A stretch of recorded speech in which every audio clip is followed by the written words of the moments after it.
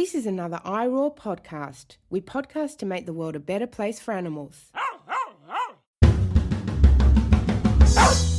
Dr. Siobhan O'Sullivan does like knowing animals. Dr. Siobhan O'Sullivan does like knowing animals. Hey people, welcome to Knowing Animals. Knowing Animals is a podcast in which we speak to animal studies scholars about a piece of their work. I'm Siobhan O'Sullivan and I do like knowing animals. Now, before we get too far into this episode, and indeed before I reveal why it's me behind the microphone introducing this episode, I need to give a shout out to our wonderful sponsors. So this episode of Knowing Animals is brought to you by the fantastic people at AASA. AASA is the Australasian Animal Studies Association. Now, really exciting things are happening over at AASA. The organisation is going from strength to strength. Recently, I was in the very fortunate position of being able to hand out some awards to AASA members. And it was a really fantastic experience to be able to celebrate the research of animal studies scholars. And in coming years, AASA is going to have even more awards, including an award for the best book with an animal focus. So if you're not a member of AASA, I strongly encourage you to think about becoming a member. Membership is very reasonably priced and offers a lot of benefits. So that's AASA, the Australasian Animal Studies Association. Now, our other sponsor are the wonderful people over at Sydney University Press. In particular, they have an animal-focused imprint. It's called Animal Publics. And many of the episodes in the Knowing Animals back catalogue are actually books from the Animal Public series. So if you're wondering what it is that you should read next when it comes to animal studies, I recommend that you get over to Sydney University Press and check out the Animal Publics collection. And as I always say, if you want to, and if you're in a position to order a copy for yourself, buy a copy for yourself, but also ask your university library if they will buy copies of the books, because then they're available for everyone to read. Okay, enough of acknowledging our sponsors. Let's get down to the good stuff. So I'm going to introduce this week's guest, and as soon as I do that, everyone's going to automatically know why it is that I'm behind the microphone and not your regular host. So this week, we're really fortunate to be joined by Dr. Josh Milburn. Josh is a lecturer in political philosophies at Loughborough University. Did I get that right? Loughborough, beg your pardon, University. And today we're going to discuss Josh's book that's either about to come out or has just been released, so keep your eyes peeled. Josh's new book, which is called Just Fodder, The Ethics of Feeding Animals, and it's published by McGill-Queen's University Press. Welcome to your podcast, Josh. Thank you very much. Okay, Josh. Kick us off. I think you know very well what I'm about to ask you. Why did you write this book? Well, around the time I started my PhD, I presented a paper at the Mancept workshops in Manchester here in England, and that was in a section called The Political Turn in Animal Ethics. Now, I actually talked about this last time you interviewed me for Knowing Animals, and I can't stress enough kind of how influential joining this panel was. And I've been back to the Mancept workshop several times, and I now co-organise a workshop every year on animals and political theory there. The reason I'm telling you about this is at this panel, the Canadian philosopher Catherine Wayne presented a really fascinating paper called Just Flourishing, the Plausibility of Selective Extinctionism. Now, she was reflecting on Sue Donaldson and Will Kimlicker's Zoopolis, which at the time was very newly released, and specifically asking about the place of cats in the mixed human-animal society. So the problem, she suggested, was that cats may not be able to flourish on a plant-based diet. But on the other hand, slaughtering animals to feed cats in the Zoopolis would be impermissible, because in the Zoopolis, animals' rights would be protected. So what should we do? Now, I don't think Catherine ever actually published that paper, but the question she was asking struck me as really very interesting. So I ended up publishing a paper on the diet of companion animals in the Journal of Social Philosophy a year or two later. And I was then invited to contribute to an edited collection called Pets and People, The Ethics of Our Relationships with Companion Animals. That was edited by Christine Overall, published by Oxford University Press in, I think, 2017. In writing these papers, I realised that the ethics of feeding animals doesn't just raise questions about companion animals. There are all kinds of animals that we do or could feed in our societies. And it also raises questions beyond the ethics of feeding meat to animals, although, of course, that is a big issue in this area. But no one was really writing about these questions, either in animal ethics or in food ethics, even though they had been acknowledged a little bit in the broader food studies and animal studies area. So I thought I could add something to these conversations by thinking about these from an ethical, political, philosophical perspective.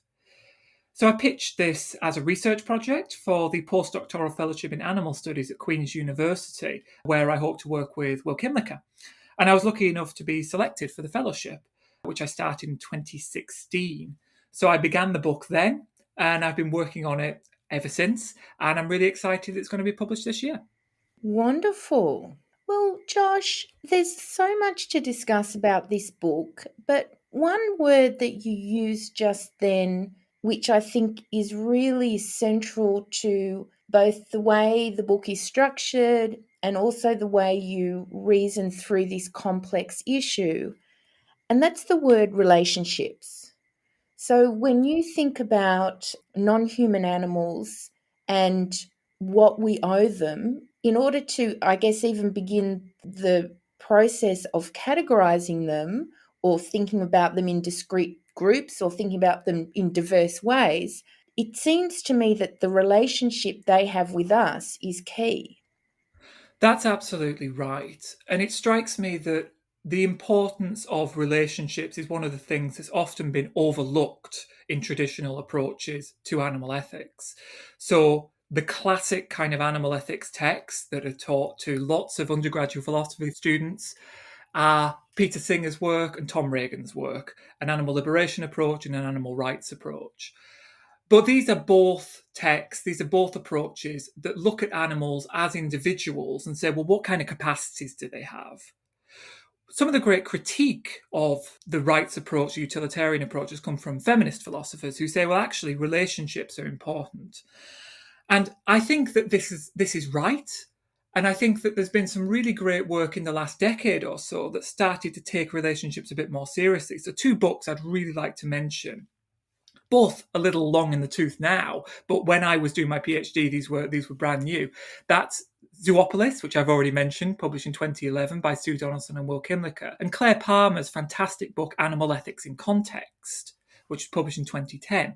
Now, both of these books, in very different ways, say what is important to complement our story about animals' capacities and animals' rights is a recognition that different animals have different relationships to us, and that changes the nature of our obligations towards them. So let me give you a really straightforward example, because I think this might sound quite strange, but it's really familiar. So imagine three dogs who are basically the same in terms of their capacities. They're all just as intelligent. They all have similar kinds of interests, but we have very different relationships to them. One of them is my dog, who lives with me in my house. One of them perhaps is a stray who lives in my community but doesn't live with any particular person. Maybe I see her around quite a lot, but I don't approach her, she doesn't approach me. And another is a wild dog, perhaps a wolf or something like that, a coyote, who lives separate from our communities, and maybe you see them in the distance on the road. Not here in the UK, admittedly, we don't have those kinds of animals here, but I'm sure lots of listeners will be familiar with them. Now, although the capacities of all of these dogs are very similar, the different relationships we have with them stress the different kinds of obligations we owe them. I have to feed my dog, who lives with me in my house. I'm confining her.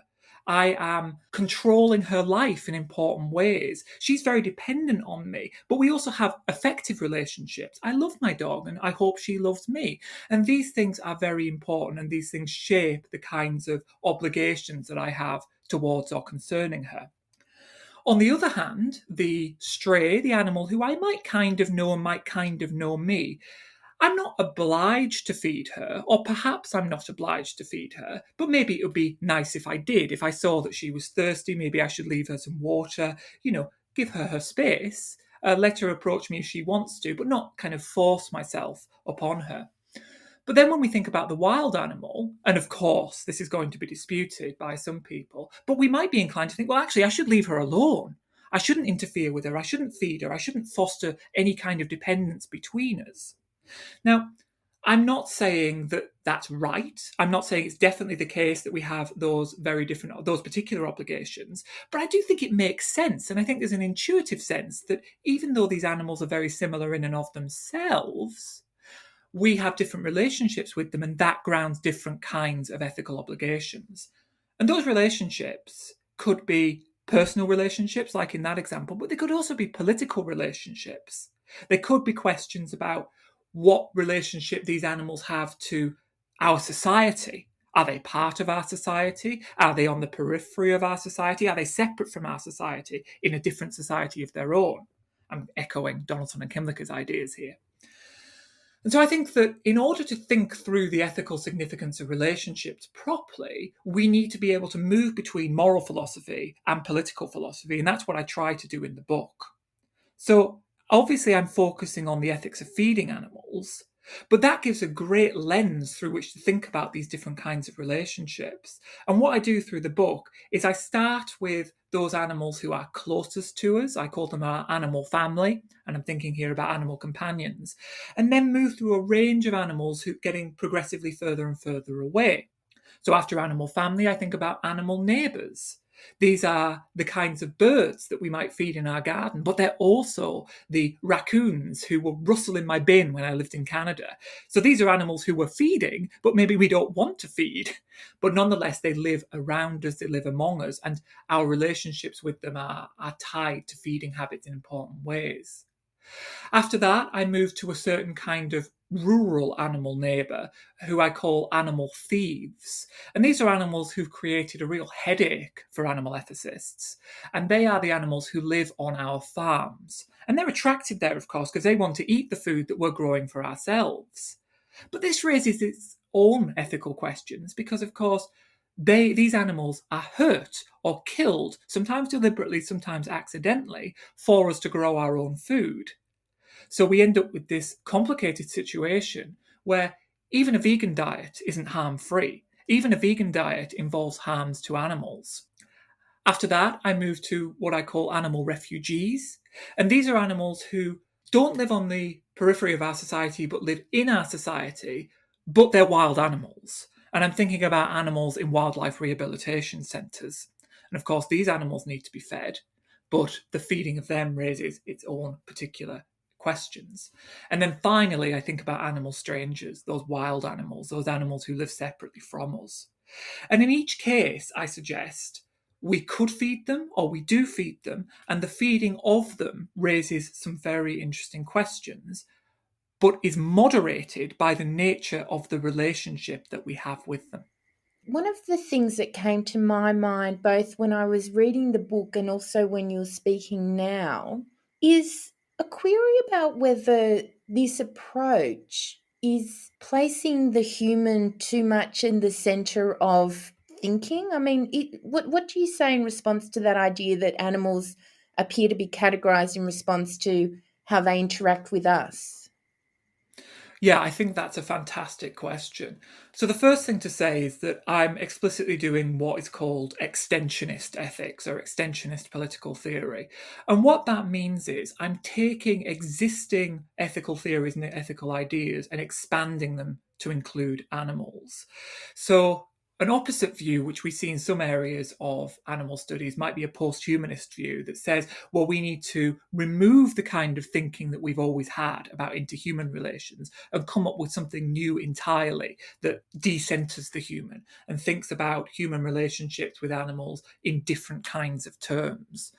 And I've got time for that conversation, of course, but I think that there are reasons to engage in extensionist ethics. One of them is that we already have these developed theories. We can at least try to see if they fit.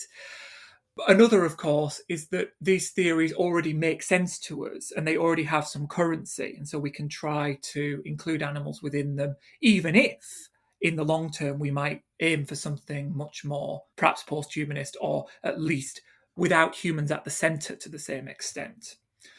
I suppose the next thing to say is that, like it or not, we as humans have shaped our relationships with animals, and maybe we shouldn't have done that. Maybe we should never have domesticated animals, for example. But now that we have to take seriously that history. Now, that certainly doesn't mean that we can continue to abuse animals in all the ways that we have historically.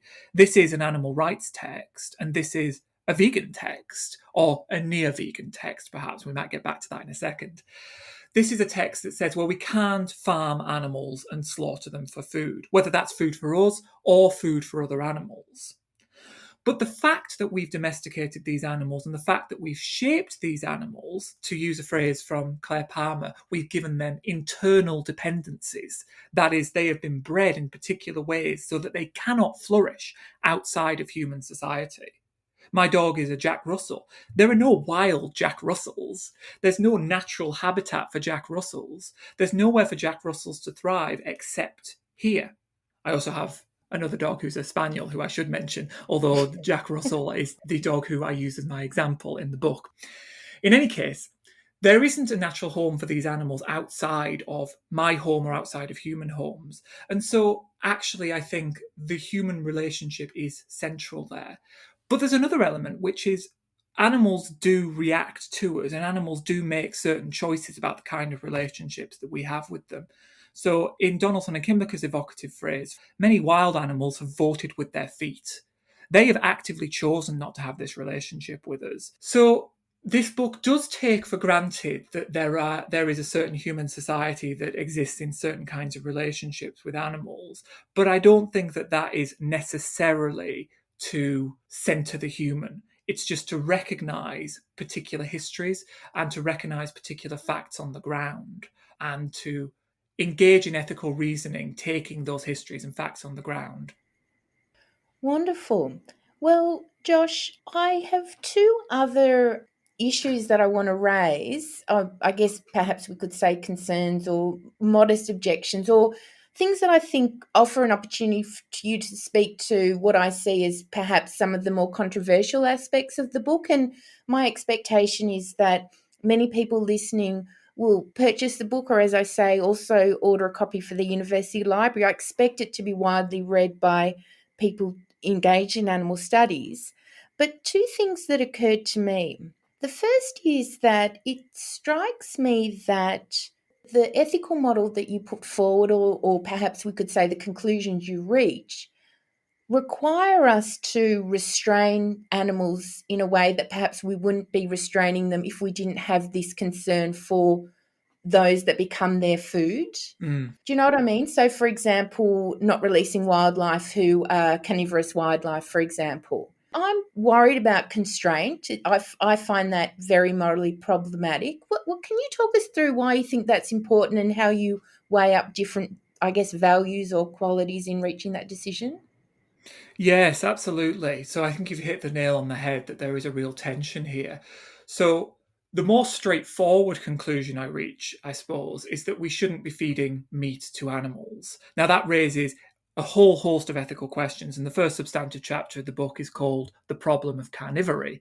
And what I'm doing there is I'm reflecting on the fact that we have decades of debate, that people like you and I can recite by heart about the ethics of veganism in a human case.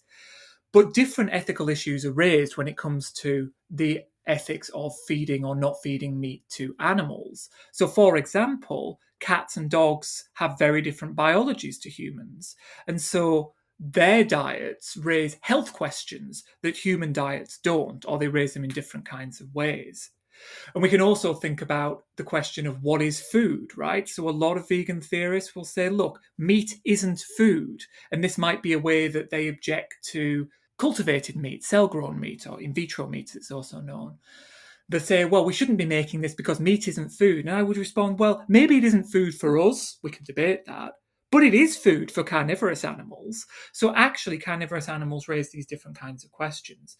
So in that chapter, and throughout the book, in fact, I'm interested in identifying ways that we might be able to either support carnivorous or omnivorous animals on plant-based diets.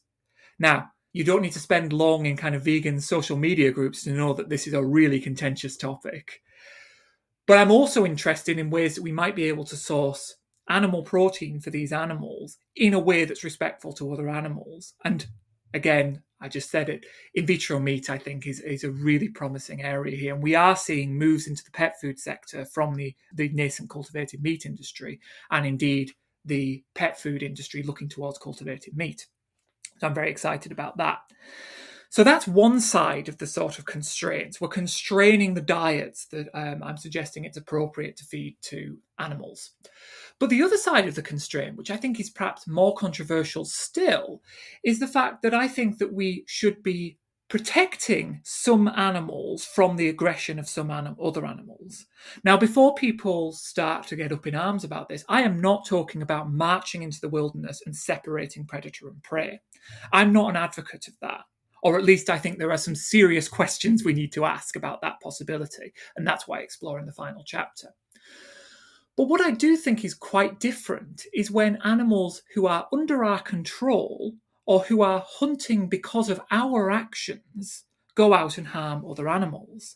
Paradigm example of this is a domestic cat who goes and hunts a mouse or kills a bird. And I think that this is ethically quite troubling for the simple reason that these cats, and I can hear your cats as I say this, so maybe they object to this theory. My worry is that these animals are successful in their hunting because of our actions. And that means that the animals that they kill have a kind of claim against us. Let me put it like this.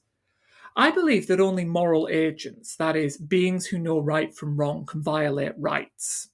And so I don't think it's the case that a bird's rights are violated if a wildcat, who I do not think is a moral agent, kills them. I also don't think that a domestic cat can violate a bird's rights. However, I believe that if a domestic cat kills a bird, the bird's rights have been violated to a degree, but not by the cat, by us. So the bird's blood is on our hands. Now, that might sound quite a strange thing to say, but think about it like this. If I shoot a gun, and if I shoot a gun at someone and the bullet hits them, I can't say, oh, it wasn't me who violated the rights, it was the bullet or it was the gun, right? Because I have triggered the bullet, I have triggered the gun. And something similar is going on if I set a dog on someone. If I've got a very angry, aggressive dog and I release the dog from the lead and the dog goes and bites someone, I couldn't say, oh, look, sure, you have a right not to be bitten, not to be attacked, but the dog can't violate the rights, so your rights haven't been violated here. I think your answer would be, sure, the dog can't violate my rights, but you can. It's your fault here. And I think that something similar is going on in the case of domestic cats killing birds and mice. I think that something similar is going on, as you mentioned in the question, when it comes to rehabilitated wildlife. And in perhaps one of the most controversial claims in the book, I suggest that we should only be releasing rehabilitated wildlife if it's the case that they can go on and flourish without killing other animals. If I rehabilitate a wolf, for example, and then release the wolf and the wolf goes on to kill deer and rabbits, those deer and rabbits, well, they can't speak, but they could say metaphorically, you, Josh, have violated my rights by helping this wolf who's gone on to kill us, gone on to hurt us. And I think those things need to be taken seriously. So I think a consequence of animals having rights is actually that we need to be very careful about which animals we become entangled with, if you like. Because in becoming entangled with these predatory animals, we can take on a degree of responsibility for the harms that they go on to perpetrate. And I think that might sound strange, but if we're talking about a wildlife rehabilitation centre, this is an institution that's already committed to helping animals. All I suggest is that as well as helping the animals who they're looking after, they should be concerned about the animals who are being killed to feed these animals, and the animals who they're looking after might go on to kill if released. And I do offer some practical suggestions as to how we might be able to restructure these kinds of institutions to offer those protections and that consideration. Okay, good answer.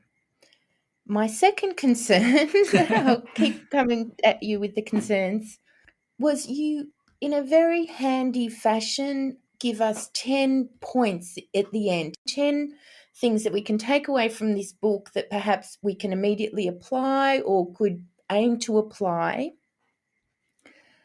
And that's a very handy thing to do. And I think it gives it a very kind of applied, real world, connotation to the book. But I have to say, I immediately couldn't meet the threshold of even the first principle you lay out. And so what do we do in that case? I can't even meet the first principle. So do I then think to myself, well, I'm trying to do good work for animals, but I'm imperfect? Or is it incumbent on me to I can't quite visualize how I would change my life effectively to meet this threshold. What do I do with these 10 points if I'm currently failing them or, can't imagine how I might satisfy them? Yeah, I think that's a perfect question, and I think it's a very reasonable question. So, like I say, I move between moral and political philosophy in this book, and some of my considerations are incredibly ideal theoretic. That's a bit of political philosopher's jargon, effectively meaning this is an envisioned future for a just society, not necessarily something that we can realize right here, right now. For example, I talk a lot about vertical agriculture, indoor vertical agriculture, as an alternative to current arable farming methods, different ways for us to grow our crops. And we're not in a position right now to immediately start buying all our food from these kinds of institutions. And we're not necessarily in a position to immediately start supporting these institutions. So what I'm suggesting is this is something we put on the table, we start talking about, and maybe in 20, 30, 100, 150 years, we'll be in a position to really make strides in this area. Others are much more immediate. They're much more about us as individuals. But you're quite right that even us as individuals might not be able to make those changes. So I can't remember what the first one I suggested was, but it might have been something about switching over companion animal diets. Is that right? Yeah, I was picturing the look on the cat's face. I mean, they just can't, they hate the plant-based, well, certainly the dry food is just inedible to them. Yes, and I think, as I acknowledge in the book, cats are a trickier proposition than dogs. So my dogs are perfectly happy on their plant-based food. Now, I've tried a few different plant-based foods. Some of them they don't like as much as others, as you might expect with any kind of food. And some plant-based foods out there perhaps aren't as healthy as others, again, as you might expect with any food. So these things take care. I'm certainly not saying it's as simple as clicking your fingers. And I'm certainly not saying either that these foods are always that easy to source. They might be a bit pricier than the meat-based foods. You might not be able to find them at your local pet shop. But cats are trickier still, right? Cats do have quite different biologies to dogs. Cats are carnivorous animals. Now, that doesn't mean that they're going to immediately die if they're not fed meat. That doesn't mean that a meat-free substitute could not be created that met their nutritional needs. And we could talk about the specifics of cats for a long time, but that might get quite boring to certain listeners. However, we can make effort, we can try. And if we are in a position where it's just not practical for us, perhaps our cats have certain health needs, perhaps we don't have access to the foods that would work, perhaps we've tried those foods and the cats just won't accept them, so be it. We're in a difficult ethical position, right? And I'm not going to start trying to dictate how we should behave in that difficult ethical situation. But we can take steps towards other kinds of solutions to that problem. We can support a wider development of our understanding of cat biology, of our understanding of what needs to be in their food, but also development of new alternatives, like I say, through in vitro meat. Now, they're not on the market yet, but there are definitely cultivated meat companies that are aiming to produce cat food. And I think that will be really exciting.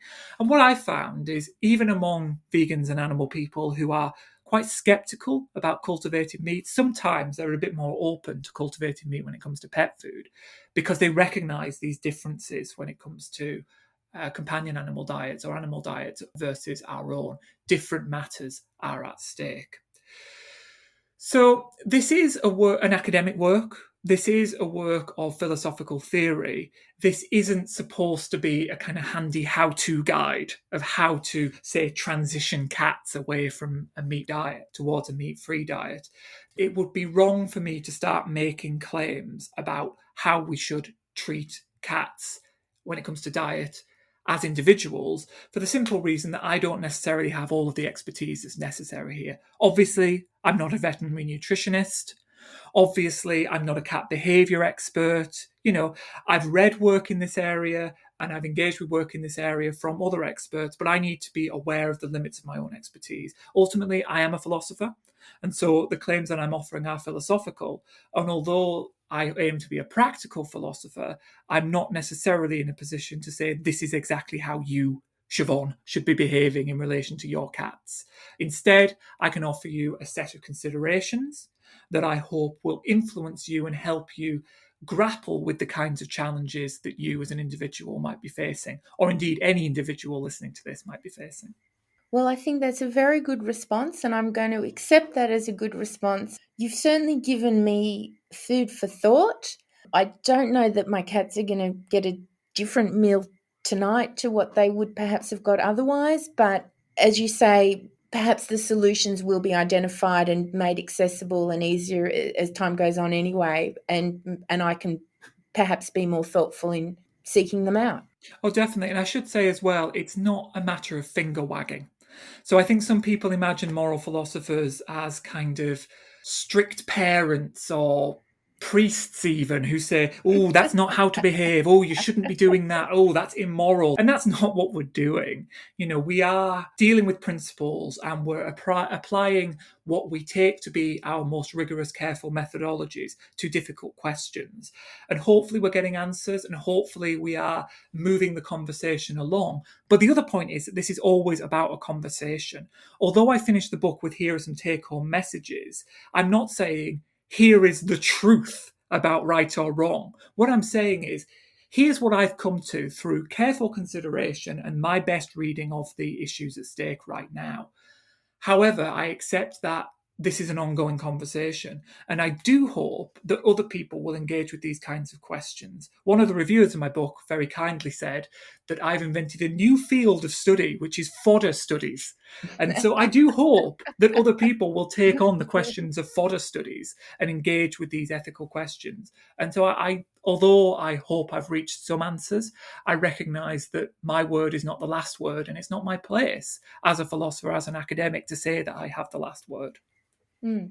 Well, I really enjoyed the book and I highly commend it, and it's my expectation that other animal studies scholars at least, and perhaps scholars in other areas such as food studies, etc., my expectation is that they will respond to this, build on this, and this is perhaps part of a start of an interesting new conversation. Now, Josh, as you very well know, every guest on the podcast is asked to respond to quick questions. And because you're a return guest, in your case, it's 4 quick questions. Are you ready for your 4 quick questions? I am. What's been the most satisfying or rewarding aspect of conducting animal studies research? I think for me, it's the fact that there's so much work waiting to be done. So some of my work has certainly been about rushing down rabbit holes and addressing very niche or specific issues. And that's a kind of philosopher thing. It's an academic thing. That's what we love doing. But some of my work has also been about comparatively big questions. But these are big questions that no one's asked yet.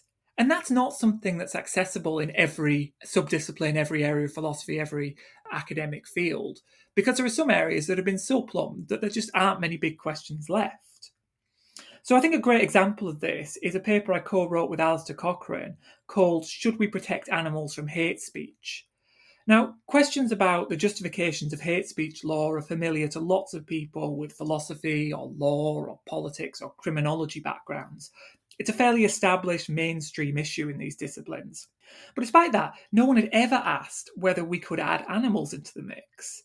So my guess is that people working on hate speech take it for granted that hate speech law shouldn't protect animals, but they never actually provide an argument for that conclusion. And as Alistair and I show, or we try to show, it's actually quite tricky to come up with an argument to exclude animals from the protection of hate speech without rejecting hate speech law altogether.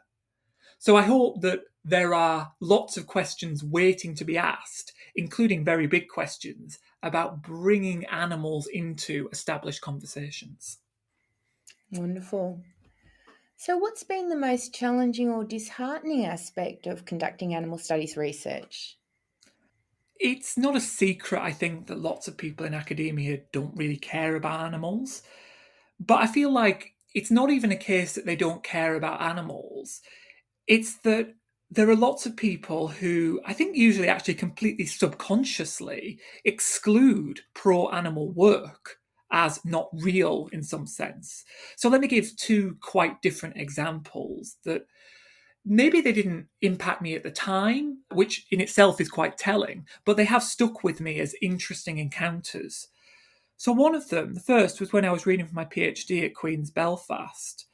I was in a politics and philosophy department, but political scientists far outnumbered philosophers, so I was one of only a few philosophy PhD students.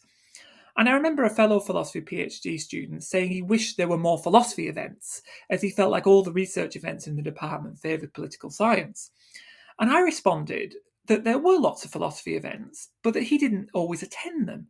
And indeed, literally that day, or maybe it was that week, but the point still stands, I presented some of my work to a reading group, and he hadn't attended, he hadn't come.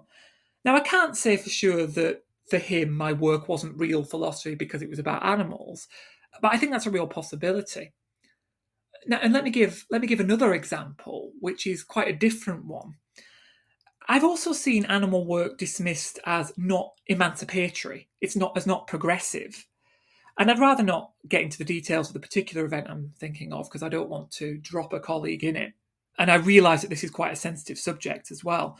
But I'm sure lots of listeners have come across cases in which animal work is conspicuous in its absence from conversations about the power of philosophy or academic work or the work in another discipline to further the cause of oppressed groups. And in these cases, I think animal work isn't real for some reason. It's not really emancipatory. It's not really progressive. It's not really forward thinking. It's just something that people do. Very interesting. They're interesting points and ones that I hadn't perhaps reflected on enough. Thank you. Well, Josh, now is the point where I give you the opportunity to give a shout out to an animal studies scholar that you think listeners should be aware of. And so this could be someone who's an emerging scholar. It could be someone who's writing in a field that isn't typically linked into animal studies or a field that animal studies scholars mightn't turn to. It could be someone publishing in a language other than English. So is there someone that you would like to give a shout out to, an emerging scholar or a scholar we mightn't be aware of yet that we should be aware of? Yeah, so this is a massive question, a really tricky one. So I decided to deliberately limit myself a little and rule out anyone who's featured on Knowing Animals. And the reason Oh, I've done that is that one of the great things about having this platform as the new host of Knowing Animals is that I have a space where I can provide a little bit of attention to these new scholars who we should be listening to. So I had to think, who do I think we should be paying attention to who hasn't featured on Knowing Animals? And the person I'd like to draw attention to is a philosophy PhD candidate at the University of Southern California. She's called Jasmine Gunkel. Now, I've not met her face to face, though we have spoken a bit online. So I've read two really interesting papers she's written. One is called Pleasures of the Flesh, and it's about the relationship between arguments against bestiality and arguments for veganism. That was published in Social Theory and Practice. And the other paper I've read of hers hasn't been published yet, as far as I know, but it's about the ethics of using anti animal language, which is a really fascinating topic. Now, I don't know if I agree with what Jasmine argues in these papers, but I think her work is really excellent. It's really clever, it's really careful, and the thing I admire most, it's really brave. She's not scared to address some pretty scary topics and not scared to follow the argument where it takes her. So I'm really looking forward to seeing what she produces in the future, and I really hope she continues to write about animals because I think she's going to be able to offer a lot to the debates that we have as a community, that is, a scholarly community, but also more broadly over the next few years. Wonderful. Well, that's certainly a name to listen out for, particularly someone such as yourself who's so across scholars in the field. To find an emerging scholar who's really excited you, that's fantastic. So, fourth question, are you optimistic about the future of human, non-human animal relations? Perhaps. So I think in my most optimistic moments, I feel a certain attachment to that old liberal idea of moral progression. But I don't know how much I can sustain that thought that inevitably things get better and we do better and better as communities, as societies, as a species, if that's not speciesist. It's a bit too optimistic, maybe, and I think it's a bit metaphysical as well. It seems to involve a bit of faith in something beyond immediate material reality. But even when I'm feeling pessimistic, I'm inclined to think that our relationship with animals has to change. And I say that because I don't think our current relationship with animals is compatible with the continued flourishing of our species. So think about the food system, for example, which is, of course, a topic I spend a lot of time thinking about, and the relationship of animal agriculture to existential threats like climate change, zoonotic disease, antibiotic resistant superbugs, and things like that. Something's got to give. And so maybe we're going to massively change our food system, or I'd like to hope we're going to massively change our food system, maybe just for our own sake. But even if it's just for our own sake, the sake of our survival, that could improve things considerably for animals, both animals abused in the food system and animals elsewhere. And it could start us along a path to a different kind of relationship with them. But of course, that different relationship might still be quite a long way off. What are you working on next? At the moment, I'm just putting the finishing touches to my second book, which is called Food, Justice and Animals Feeding the World Respectfully, and that is about food systems. That's forthcoming with Oxford University Press, probably in 2023. After that, I'll be pushing forward with two other projects. The first is about animals in the thought of Robert Nozick. Robert Nozick is a 20th century political philosopher who is quite well known to philosophy people, but perhaps not so well known to the broader animal studies world. And he was actually very friendly towards animals. He was a vegetarian. He thought we should all be vegetarians. And he talks about animals in a lot of his books. But neither he nor those people who write about him, those philosophers writing about him, do a very good job of fitting animals into his broader thought, his kind of broader system of thought. So I'd really like to write a book revealing Nozick as a kind of lost animal ethicist, making sense of what he says about animals and making sense of where he fits in this recent history of animal rights and animal ethics. And the second project is about animals and warfare. Now, a little bit has been written about animals and warfare in animal studies and in animal law, but relatively little has been written about animals in the ethics of war and in just war theory. I've already published one article in this area. It's called Counting Animals in War, which is published in Social Theory and Practice and co-written with my colleague Sarah van Goosen. But I'd really love to work up a series of articles, hopefully culminating in a book about the animals and the ethics of war. So that's something I'd really like to do, but that's a kind of medium-term project. I can't promise that book's going to be out next year. Well, fascinating projects, certainly things that we should keep an eye out for. Now, this is a bit of a strange question, but I'm going to ask it anyway. How can people find out more about your work? Tune into your podcast? Yeah, I have a small podcast that some people might have heard of, although, in all honesty, that's not often about my work. But you can check out my website. That's josh-milburn.com, which has links to my social media accounts, links to my papers, links to interviews, all that kind of thing. It's also got my contact details if anyone wants to reach out to me.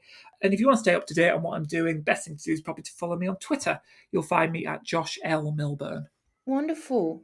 Well, Josh, thank you so much for being a guest on your podcast. Well, thanks so much. It's great to have you back in the seat. And thank you to the listeners for once again joining us for Knowing Animals, the podcast where we talk to animal studies scholars about their work. Now, we're all over the socials. You can follow us on Twitter at knowing_animals. There's a Knowing Animals Facebook page. You can also follow even little old me if you wish. I'm on Twitter at SO_S, and I'm also on Instagram. And importantly, if you'd like to do something to support this podcast, please think about leaving a review. Reviews make it easier for other people to find us. I'm Siobhan O'Sullivan, your guest host, and I do like knowing animals. For more great iRaw podcasts, visit irawpod.com. That's IROARPOD.com.